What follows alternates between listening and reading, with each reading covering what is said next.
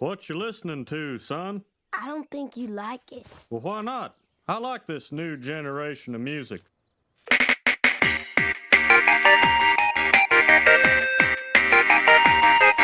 It's just as good, if not better than I remember, I'll tell you what. So the first episode of King of the Hill came out all the way back in 1997, and the genre of adult animation was beginning to solidify around this time. The Simpsons coming out in 1989, and Beavis and Butthead making their way out in 1983. Also, South Park began to roll out later in the same year as King of the Hill, and finally Family Guy made their debut 2 years later.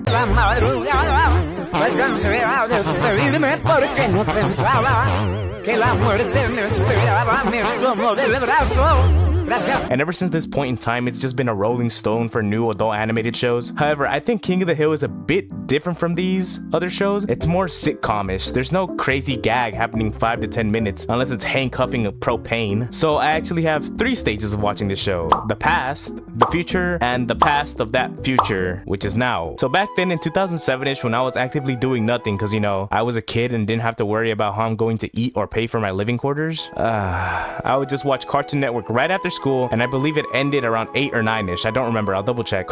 I got you, homie. King of the Hill would begin, and that's when I would change the channel to Nick or Disney, depending on what they had on. At the time, I was too young to understand a lot of the jokes, and the art style turned me off. Later on, when I was 14, I continued to watch Cartoon Network because these goated shows were out, and once again, Cartoon Network would do the same sign-off outro, and King of the Hill would begin. We are done for tonight. I don't feel good. I think I recover. We'll be back tomorrow. Okay, sorry about that.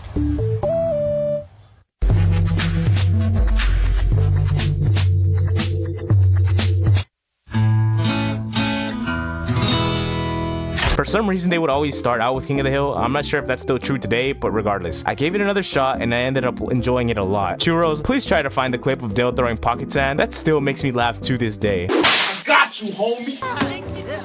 Give it! Pocket sand. And now we're here. And before I talk about it, I want to let you guys know why it took so long to get a new season. So it got canceled back in 2009 because it started to drop in viewership, and Fox wanted to make room for new shows like The Cleveland Show. Interestingly enough though, it was supposed to be canceled way before then in 2005, but Fox ordered more episodes regardless.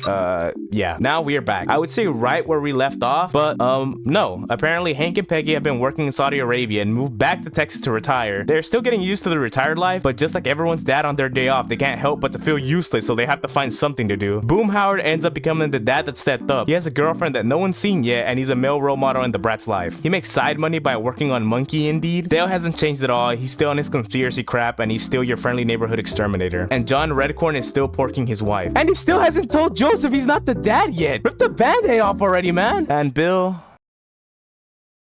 yeah, I would have never thought they could make him an even more miserable and sad character, but once again, they amaze me. Bill is such a depressing character, I don't think I'll ever be sad again. Bobby's a fucking chef. This wasn't a huge surprise. He was already a Texan Ramsay as a kid, and he's still learning how to be an adult. He's only 22. It's gonna be dope watching him get the hang of adulting as the series progresses. I really didn't see Joseph becoming a blue-collar worker, but here we are. He's also a MILF hunter.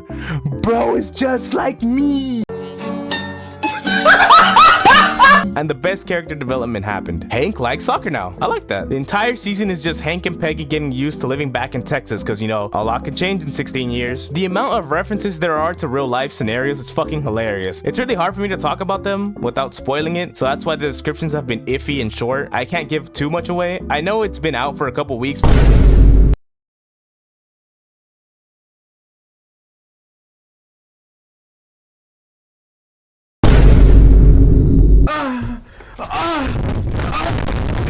But I still want people to go check it out for themselves so they can form their own opinion on it. The writing is just as good as I remember. I really hope I'm not just seeing it through a nostalgia filter and everybody else feels the same. Both the original writers are involved, Mike Judge and Greg Daniels, so that was a huge sign of relief. And 16 years have passed, so they have a fuck ton of jokes that they can catch up on. So this show didn't come out with its couple of losses. Dale Gribble's voice actor is Toby Huss. He doesn't have his voice down just yet, but give him some time and he'll nail it for sure. It's not a turnoff. In fact, I overlooked it most of the time. I'm just a picky bitch. And why is Toby Huss voice acting Dale? Well, it's because because Dale's original voice actor, Johnny Hardwick, died in 2023. They haven't released his cause of death, but no foul play is expected. He voice acted the first 6 episodes, and after that, it's all Topi. That's why you hear a mix of 2. And John Redcorn has had 2 voice actors. His first voice actor, Victor Aaron, who died in 1996 in a car accident, and later voiced by Jonathan Just, who died last month due to getting shot. Yeah, I'm not gonna go deeper into that. Here's the article if you want to read it yourself, but I'm gonna just leave it there. And finally, Luann's voice actor. I know she wasn't in the reboot, but I still think it's important to mention her voice actor, Brittany Murphy.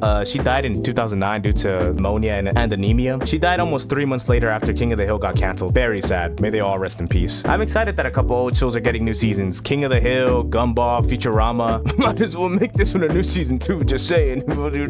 It was just an enjoyable watch, especially if you watch the original. Feels like I'm enjoying a good laugh right before Toonami starts all over again. The writing and characters felt like they never left, and I'll be here waiting patiently for a new season so I can binge it all over again. God dang, no one say, man. God dang, subscribe, man.